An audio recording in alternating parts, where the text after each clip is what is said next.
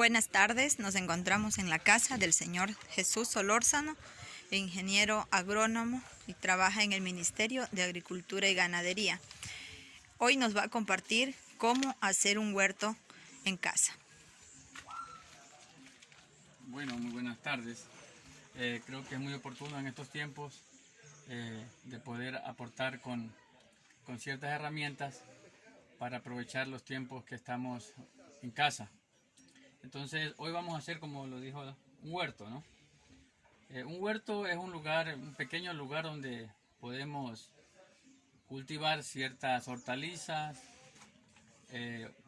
ciertas legumbres y pequeñas frutas o frutales para tener un sustento y apuntarle a la seguridad alimentaria, y si hay condiciones como para un excedente se puede hacer algún recurso también, ¿no? Se puede vender a la vecindad.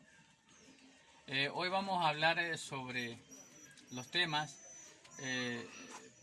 para construirlo, ¿no? Para cuál necesitamos saber las condiciones, tipos de huertos, la estructura de un huerto, tipos de huertos, qué sembramos, sustrato, todos estos temas, ¿no?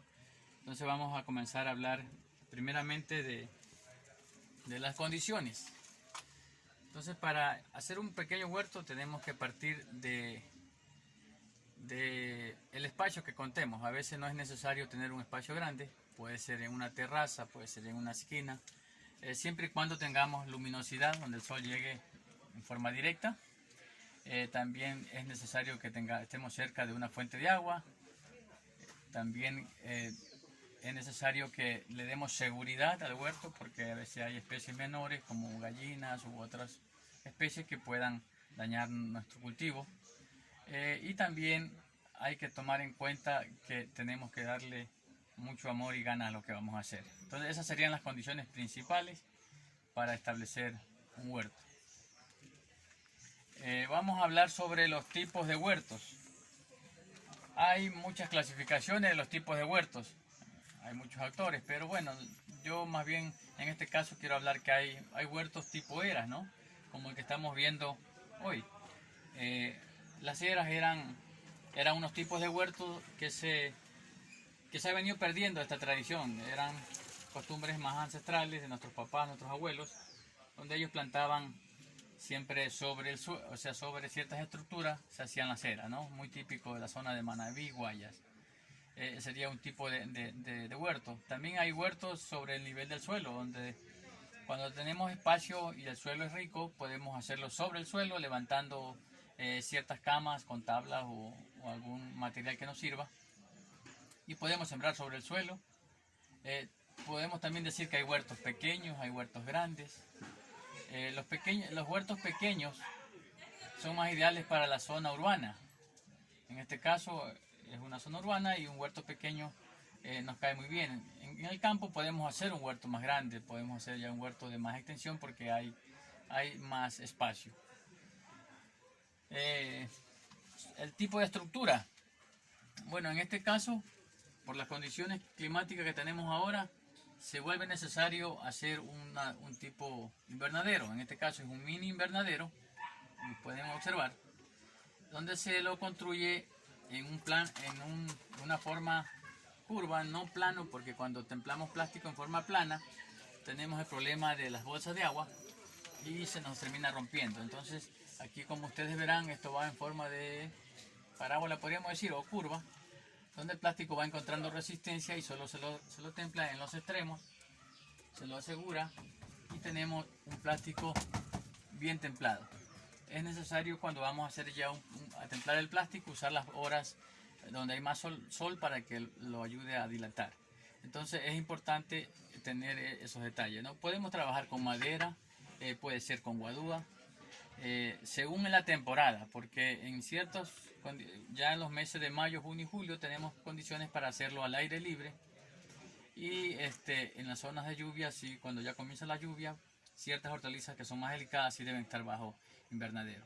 Entonces esas son hay muchas formas de estructuras, como digo, se lo puede hacer de distintas maneras de acuerdo al espacio que se tenga. En este caso aquí hemos hecho dos camas de 80, se pueden hacer de 1,80 m 1 metro u 80 centímetros de ancho, para uno poder transitar libremente en el centro y poder manejar y hacer todas las labores culturales. Otro de los aspectos que mencioné al inicio es el asunto del sustrato, ¿no? El sustrato es donde la planta va a desarrollarse, ¿sí? En este caso, como hemos hecho un huerto tipo sobre nivel, hemos trabajado con cajones. En este caso hemos aprovechado una repisa ya en desuso que nos sirve para este caso. Hablamos de una profundidad de unos 20 centímetros de hondo, ¿no es cierto? Nos ayuda para que la planta pueda desarrollar su sistema radicular y producir normalmente. Entonces, el sustrato, ¿qué es el sustrato? El sustrato es donde la planta se va a desarrollar. Hay muchos tipos de sustrato. Hay sustrato que se lo puede adquirir, ¿no es cierto? Hay unos materiales que ya tienen un poquito de costo, pero en este caso podemos trabajar con una tierra. Vean las condiciones de una tierra donde tiene mucha materia orgánica procedentes de fincas donde hay árboles de guavos o cacao, donde se forman ciertas bancadas. Entonces esa tierra suelta nos sirve muy bien para trabajar con estos huertos. Entonces ese es el sustrato que vamos a utilizar. En este caso es tierra de guavo, tierra de finca, que nos sirve muy bien para nuestro propósito de nuestro huerto. Entonces, como ustedes verán, aquí hay cajones. ¿Qué más podemos usar también como recipientes? En este caso, vean, aquí tenemos una parte de una botella de agua, un balde plástico, una tapa de un balde donde hay un semillero, fundas, incluso vea fundas, estoy haciendo publicidad a la leche. Tenemos fundas, una caneca, un cajón. Entonces podemos usar muchos medios, ¿no? Podemos usar llantas. No hay pretexto para decir que en qué lugar podemos o que no tengo las herramientas necesarias. Todo nos sirve para plantar, en este caso, hortalizas o legumbres.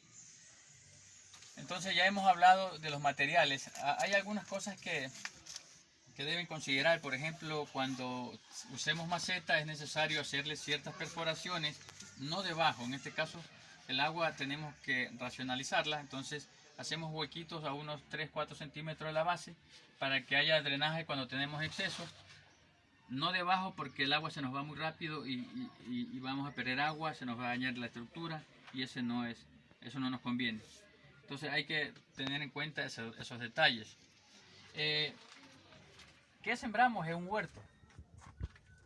Hay muchas cosas que podemos sembrar, sin embargo tenemos que en estos tiempos que el mundo nos ha dado esta situación que estamos viviendo, tenemos que tratar de generar alimentos que sean rápidos, ¿no?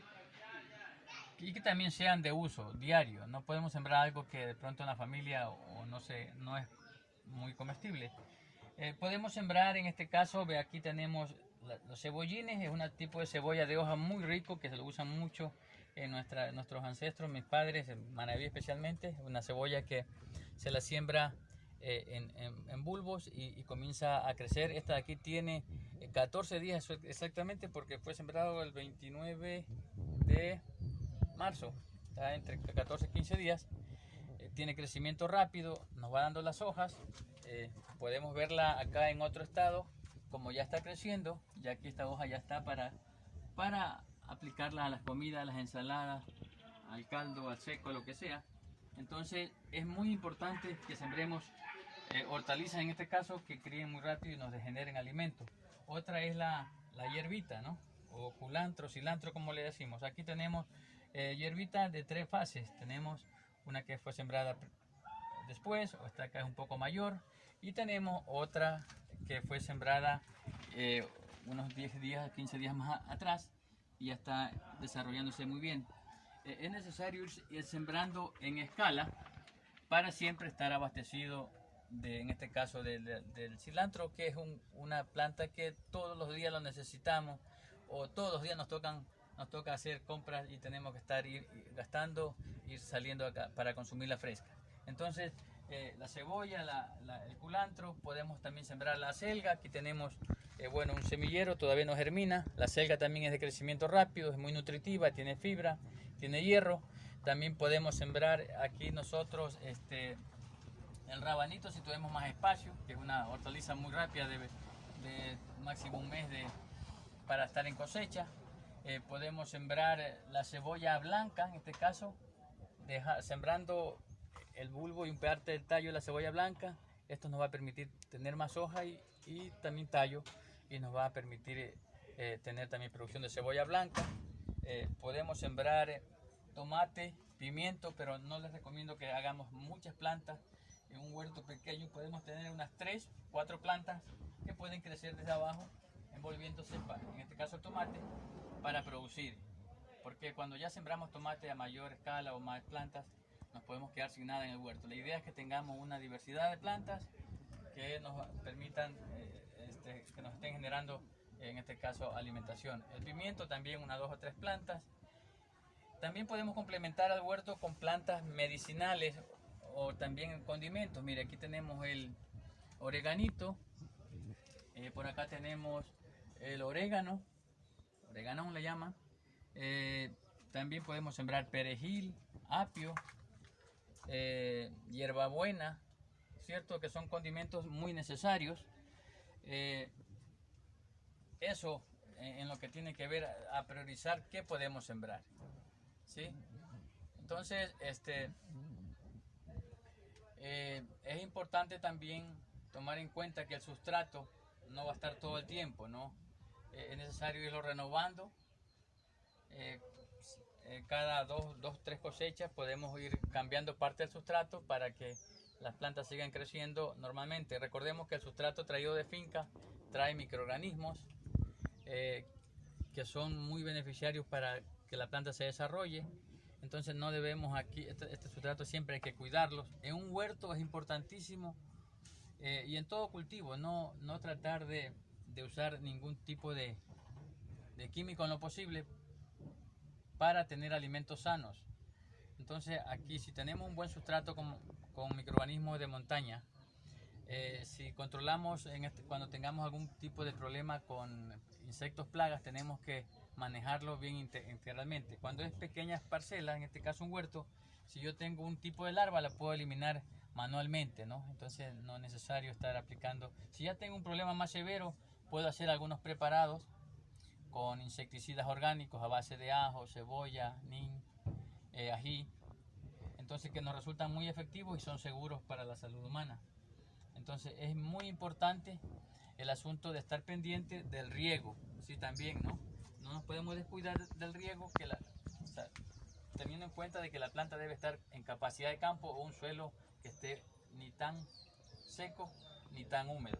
En este caso nosotros para un pequeño huerto aquí yo le pongo a disposición, comparto esto, ¿no? Una pequeña bombita de 2 litros de capacidad que tiene una boquilla para aspersar. Yo la uso mucho cuando los semilleros, podemos dar un riego muy fino y no movemos la tierra.